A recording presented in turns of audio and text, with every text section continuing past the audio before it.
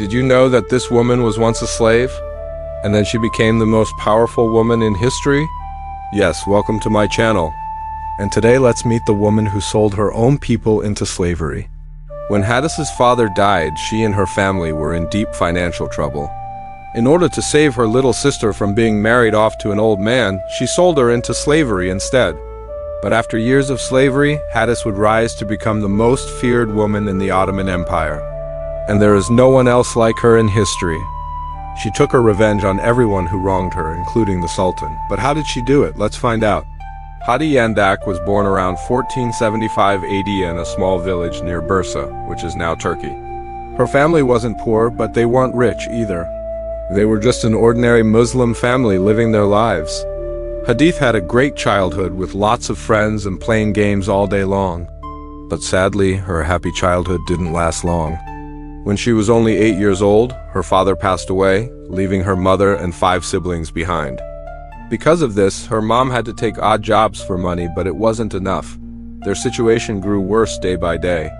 One day, when Hadassah was 12 years old, her mother came up to her and told her that she had no other choice. She had to marry off Hadassah to an old man named Jem Oglin, who was known for beating his wife.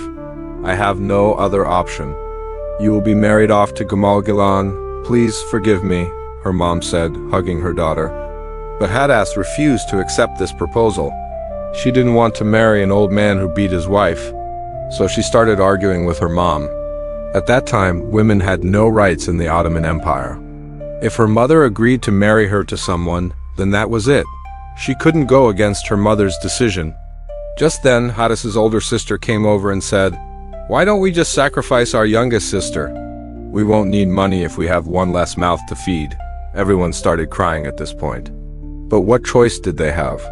That same night, her sister took baby Asha to an old lady who bought her for 100 gold coins. After that, her sister came back home and said to Hadas, "You are lucky your mother sold you before you became a baby. It's better to die young than to grow up as a slave." And with that she went to sleep. From the next morning, Hadas couldn't stop crying. She cried so much that she even went blind for 2 days. "You may be right, but I am still your sister."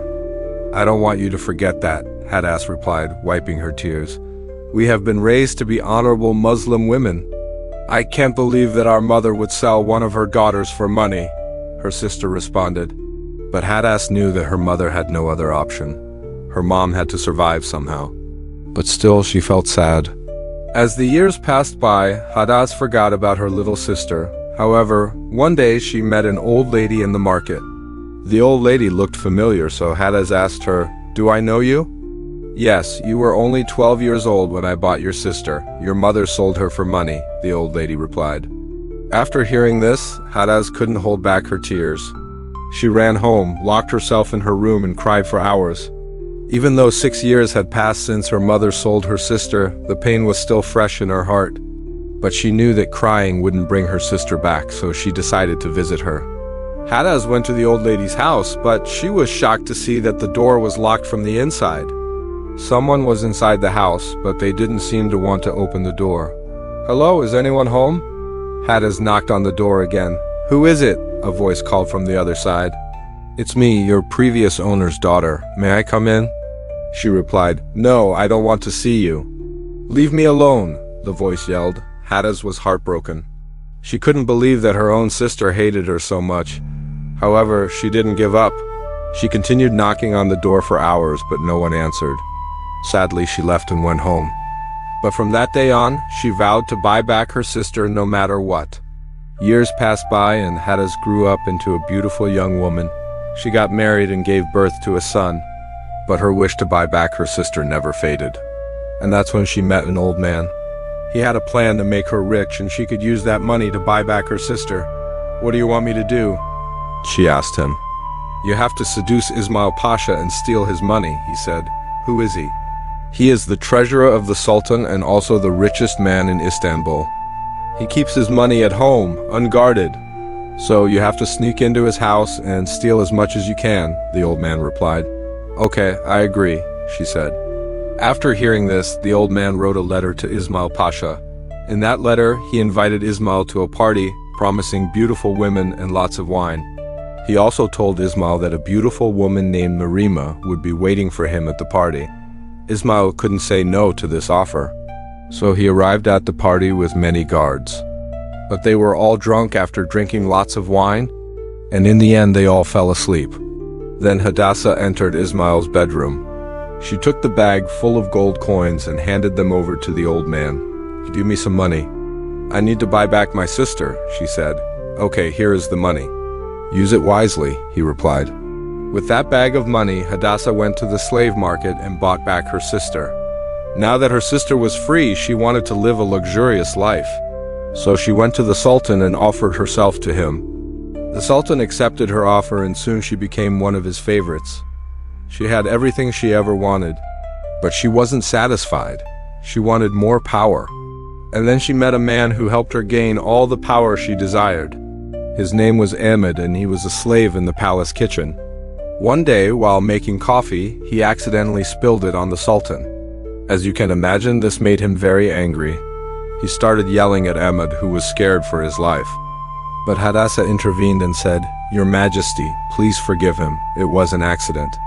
"I will make another cup of coffee for you," she said. Since then, Ahmad developed feelings for Hadassah.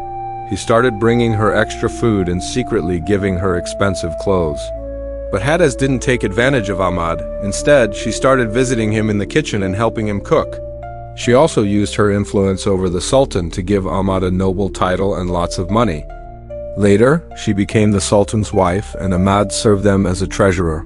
Together, they became the most powerful couple in the Ottoman Empire. Soon after, they had a son and a daughter.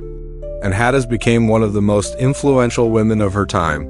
She founded schools, hospitals, and even an orphanage. However, she never forgot her roots. She freed all the slaves that she could, and she became known as the kindest and most generous woman in the empire. But she wasn't done yet. She wanted to raise her son to become the Sultan. And she wanted to make sure that he would be the greatest Sultan in history. But unfortunately, her son grew up to be a cruel and evil person. One day, he ordered the execution of Ahmad, who was now old and couldn't defend himself. When Hadassah heard this, she went to her son and asked, "Why did you kill Ahmad? He served us with all his heart. He is like a father to you." "How could you do this?" she asked. "He was old and weak, so I had to get rid of him," the Sultan replied.